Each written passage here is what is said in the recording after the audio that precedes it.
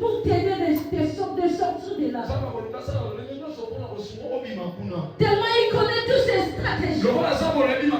Il préfère que tu tombes dans l'enfer pour que Dieu t'attaque.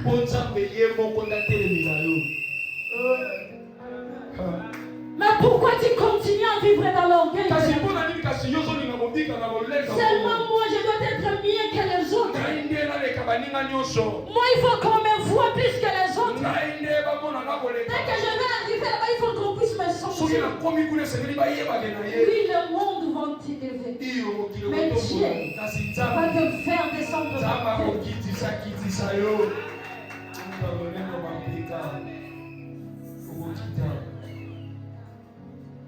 Dieu va te faire descendre par terre. Tourne les dos. Tourne les dos. À l'orgueil. Tourne les dos. Dans la convoitise.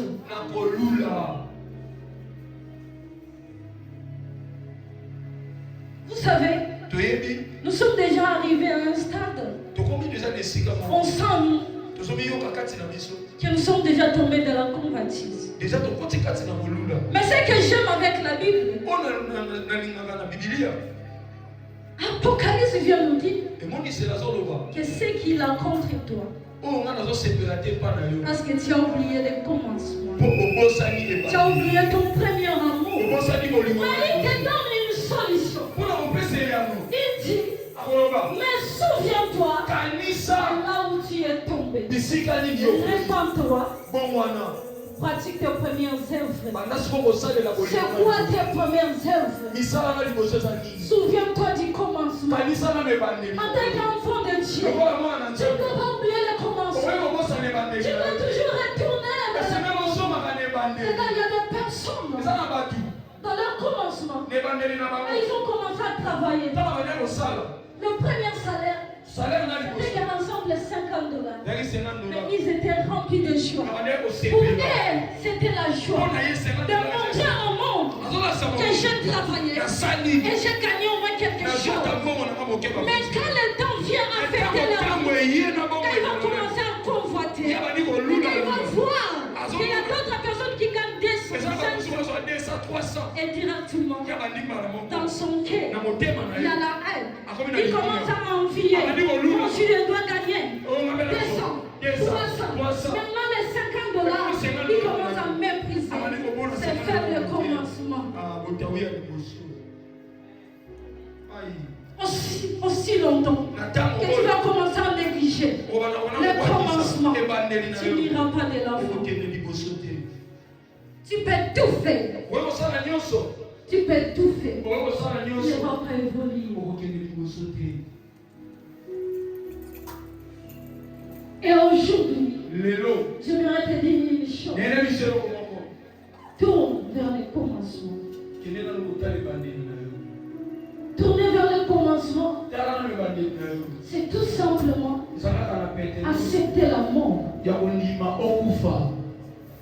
Accepter la mort. Accepter la mort. C'est renoncer à toutes ces pratiques mauvaises.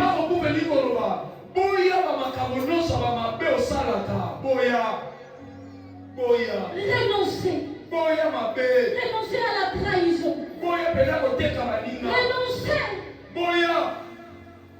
Renoncer à la jalousie. Renoncer à tout. Regarde dans la vie. Il faut comprendre une chose. Que Dieu bénit chaque personne dans sa façon. Regarde ma main. J'ai 5 doigts. Est-ce que les 5 sont identiques? C'est identique?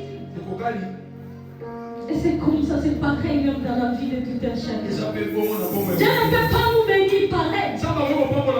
Même si tu fais du mal à ton prochain, tu ne gagneras rien. Tu ne gagneras rien. Vous savez, Caïn, il est son frère. Uniquement à cause de la convoitise. Mais est-ce que Caïn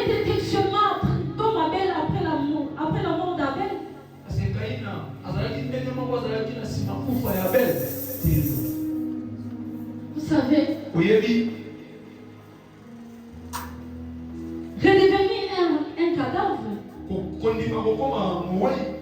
c'est accepter de vivre pour une personne qui fait de toi un mort. Merci. Très bien. Tu ne peux pas vivre pour une personne qui fait que tu sois toujours vivant dans la chair. Tu es toujours attiré vers des gens qui te montrent le monde, le plaisir du monde. Tu es toujours attiré vers des gens qui t'emmènent loin de Dieu.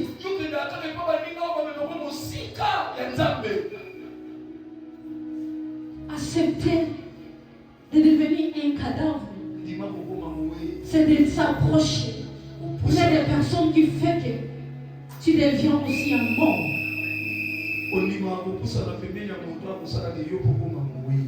Vous savez, des cadavres de la Bible, Marie et Joseph, ils ont accepté de devenir des cadavres. Ils ont renoncé à leur désir propre. Regarde une fille qui était vierge, qui n'a pas connu d'homme. Mais quand elle marche, les gens voient qu'elle est ensemble. Ça va donner quelle image? Et on voit aussi son fiancé, toujours près de lui, qui est devenu un cadavre. Ce n'est plus écouter ce que les gens disent de toi. Écoutez ce que Dieu dit de toi.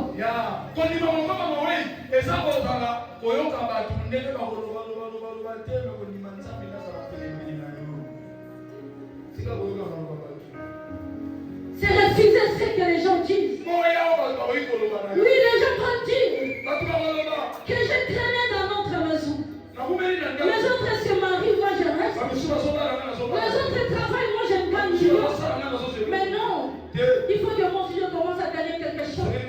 Tu te donnes dans l'impudicité, dans les débauches, pour gagner quelque chose.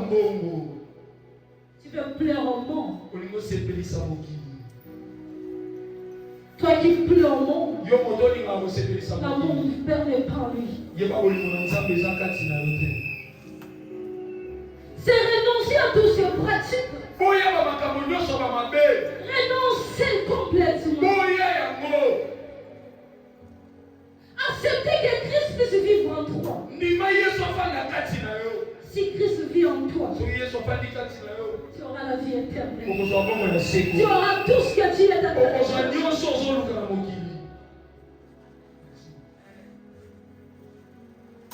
Vous savez, Marie et Joseph, pendant qu'ils étaient cadavres, ils étaient toujours préservés contre les vautours. Vous savez, nous sommes dans un champ où il y a beaucoup de personnes. Il y a des animaux aussi dangereux, méchants. Mais pour qu'on puisse connaître les guerres de Kaya, il a fallu qu'on soit dans un champ. Vous devez comprendre que l'église, c'est un champ. Il y a des scorpions. Il y a des lions. Il y a toutes sortes de... Il y a des serpents. Vous savez, pour Abel, son ennemi ou l'animal le plus dangereux n'était même pas le lion.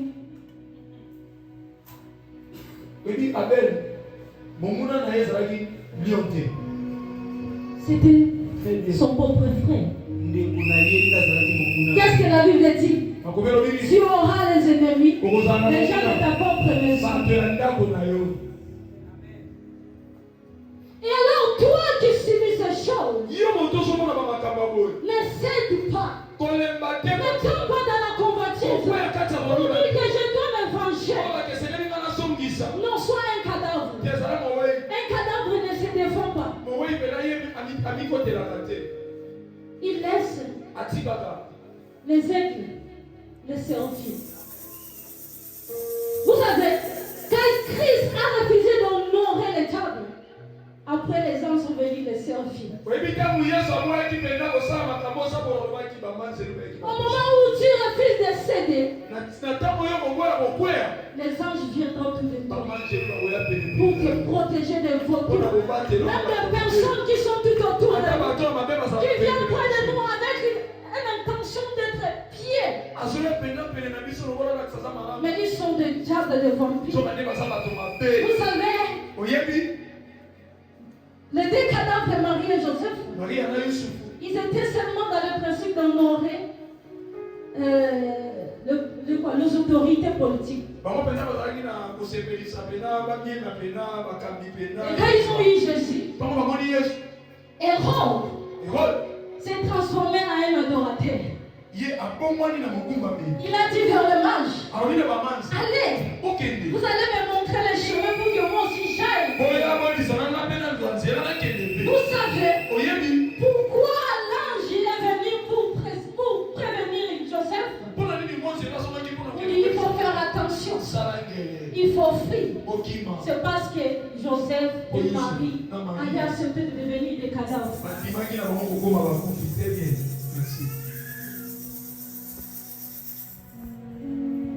Ils sont acceptés de devenir des cadavres. Accepte les trahisons. Accepte. Mais si on ne te trahit pas, si on ne te blesse pas, comment vas-tu pratiquer le Père pardonne-les? Comment tu vas commencer à pardonner les autres si tu ne veux pas être blessé? Vous savez, il y a des personnes qui ont évolué dans leur vie à cause de blessures et de trahisons.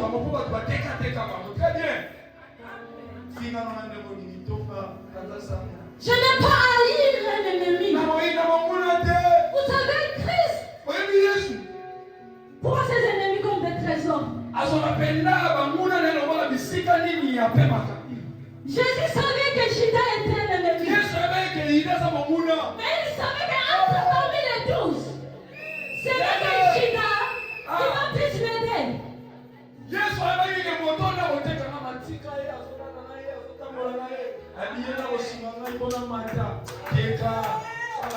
savait que Judas allait l'aider plus que les autres. Ça montre que Jésus aimait beaucoup plus Judas aussi. Et c'est la raison pour laquelle il a même donné la bourse à Judas. Ça veut dire que l'argent c'était un trésor. La Bible dit, là où se trouve ton trésor, c'est là où se trouve ton cœur.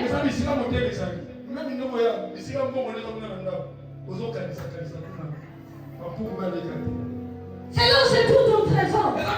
Jésus connaissait que Judas était un ennemi. Il était aussi un vautour, en quelque sorte. Des fois, il se présentait comme un incident de bien social. Mais non, la Bible le précise. C'était un apôtre me volé. Un apôtre volé.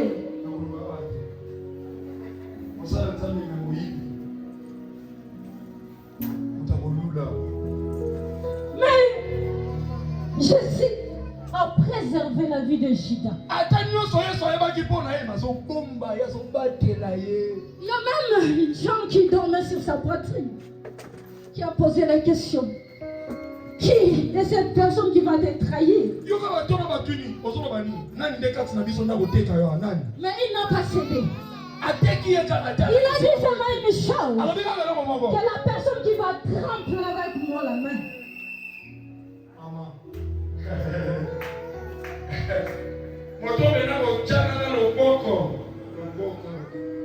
Et vous savez, vous connaissez l'attitude de Pierre. Si on peut imaginer la scène. Donc je pense que Pierre était tellement là, très attentif, à observer. Il disait non, mon couteau est à côté, j'ai mon épée, je vais couper la main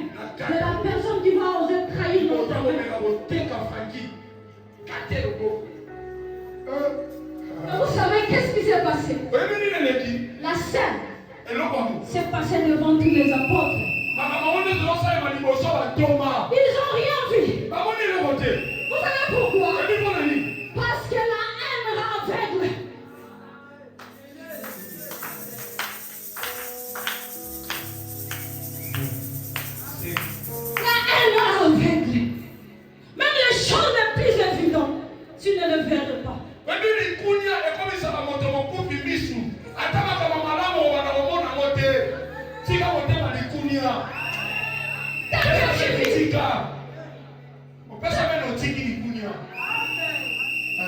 Tant que tu es dans la haine,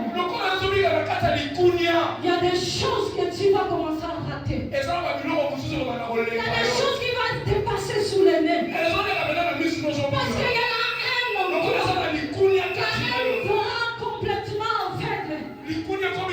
La haine te poussera même à choisir un homme plaqué à la place d'un homme pire.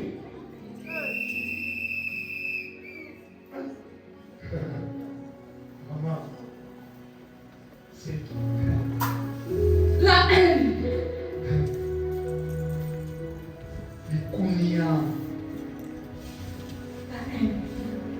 Moi, je me suis décidé de ne plus haïr mes ennemis.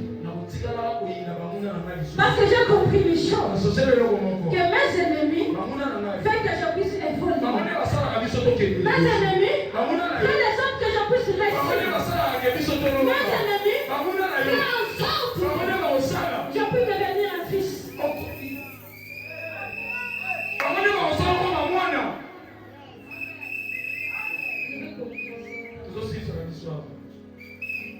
ennemis font en sorte que je puisse devenir un fils.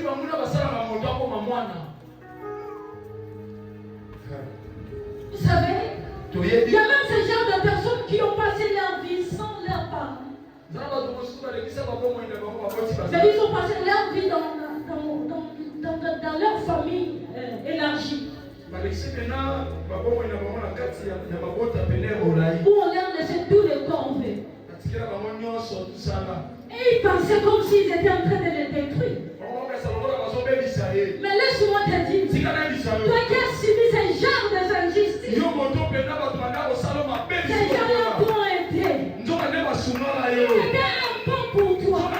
Ils ont arrangé ta vie. Tu ne souffriras plus. Tu vas commencer à travailler. Alors là où tu seras seul, tu n'auras pas de problème. Alors tu n'as pas à eu ce genre de personnes.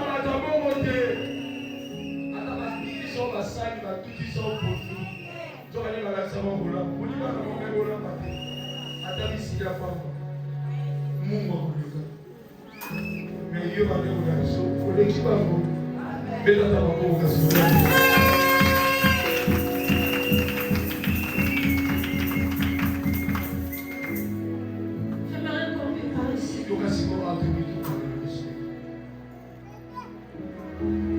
Matthieu chapitre 26, verset 26. Vous allez lire à la maison faute de temps. Ici, Jésus est en train de parler à ses apôtres. Il a parlé. Je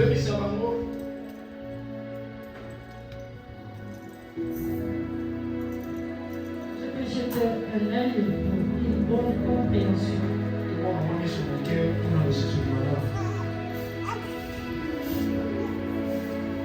Matthieu 26, chapitre 26.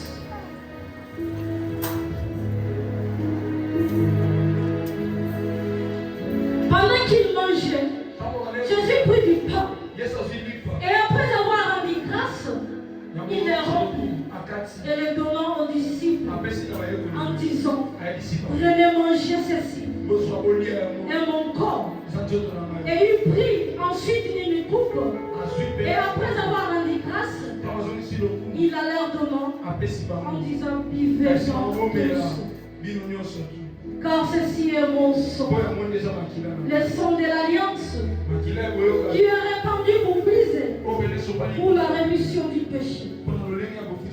Ici, je me suis posé tant de questions. Pourquoi Jésus parle au passé? Il dit son corps et son sang. Il parle du passé. Mais au moment où il est en train de parler à ses apôtres, il n'est pas encore sur la croix. Il n'est pas encore mort. Mais pourquoi il parle de tout ça? J'ai compris chose. Que le sang de Jésus n'a pas commencé à être versé au Golgotha.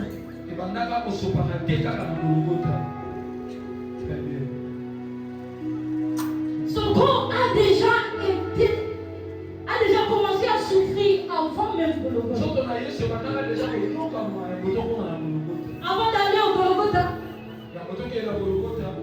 il avait déjà son corps qui était ambulant. Une chose dont Jésus voulait leur dire que je suis un mort. Un mort qui mange avec les gens et il parle avec les gens. Donc des personnes dans lesquelles il donne le corps, mais la personne en question est déjà morte. Tu as compris une chose, que Jésus est le vrai vampire. Quelle est cette personne qui mange son corps et son sang, mais il vit?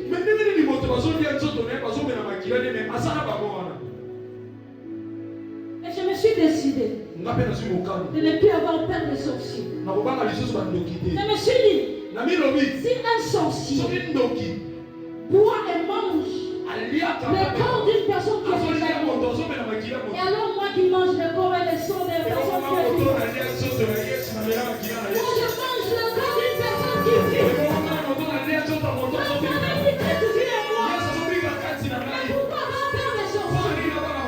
Pourquoi je vais trembler devant les sorciers? Si Christ vit en moi, il est tellement grand plus que ce qui se trouve dans ce monde. L'apôtre Paul nous dit dans 2 Corinthiens chapitre 4, 8 à 12. 2 Corinthiens chapitre 4, verset 8 à 12. Il dit que nous devons toujours porter la mort. Nous devons toujours porter dans notre corps la mort du Christ. Et ça veut dire nous ne pouvons pas vivre selon la chair. Nous ne pouvons pas faire des choses pour plaire à notre chair. Même pas pour que les gens me voient. L'épée que j'ai, ça me va. L'épée que j'ai, ça me suffit. Non. Il faut renoncer à tout ça. Le fait de vouloir suivre les autres, tu deviendras un corps sans vie. Tu n'as pas à vivre la vie qui ne t'appartient pas. Tu n'as pas à vivre pour que les gens voient que tu es présent. Sois humble. Dieu élève les hommes. Sois humble. Quand on te trahit, quand on te critique, quand on te manque de toi, regarde. Les gens bénissent. Que Dieu est sans valeur. Mais Dieu ne te voit pas sans valeur. Les gens bénissent. Que Dieu n'a pas de sang. Mais est-ce que c'est ce que Dieu dit de toi? Je suis contre les gens qui disent que Dieu élève que les gens sont sans valeur. Mais c'est quoi cette logique de choses? Tu t'as dit que si toi tu me vois sans valeur, que aux yeux de Dieu, moi je suis sans valeur. Tu me vois sans valeur. Je te vois milliardaire. Tu me vois sans valeur. Je me vois honorable.